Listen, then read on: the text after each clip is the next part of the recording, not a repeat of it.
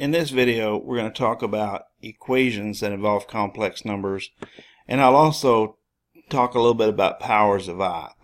But let's start with the equations. Now, we're going to see equations, some quadratic equations later, and so some of this might be repetitious.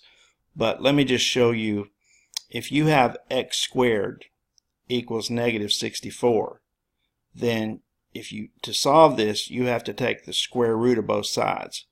But the solution to the square root of a number is actually not just the square root, but it's plus or minus the square root. So if we take the square root of both sides here, you're going to have x over here. But when you take the square root of this, you actually get two solutions, which is plus or minus the square root of negative 64. And then the square root of negative 64 is just 8i, so you get two answers, plus 8i or minus 8i. Now here I'm going to do the same thing. I have x minus 5 quantity squared equals negative 9. So I'm going to take the square root of the left, which will just give me x minus 5. And then I'm going to apply the square root to negative 9, so it's going to give me plus or minus the square root of negative 9. Now, the square root of negative 9 is just 3i, so I'm just going to have plus or minus 3i here.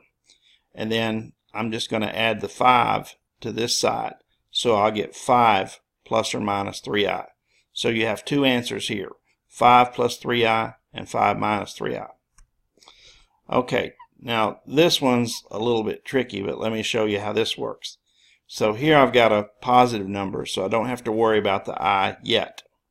So I have x to the fourth equals 81.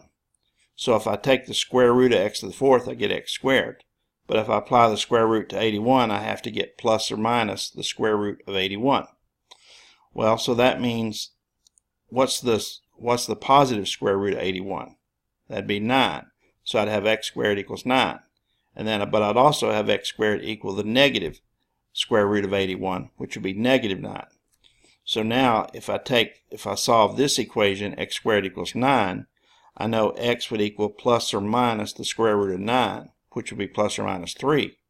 But if I solve this equation, I know x equals plus or minus the square root of negative 9, and the square root of negative 9 is 3i.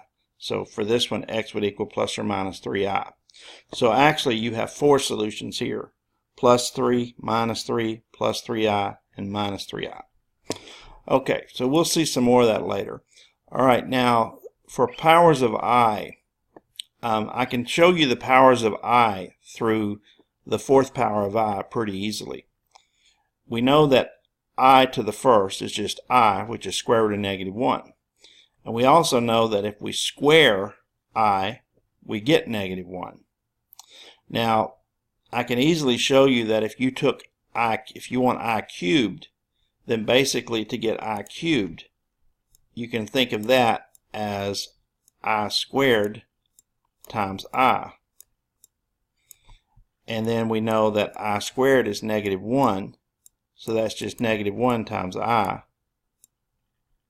And so negative 1 times I would just be negative I. So I cubed would be negative I.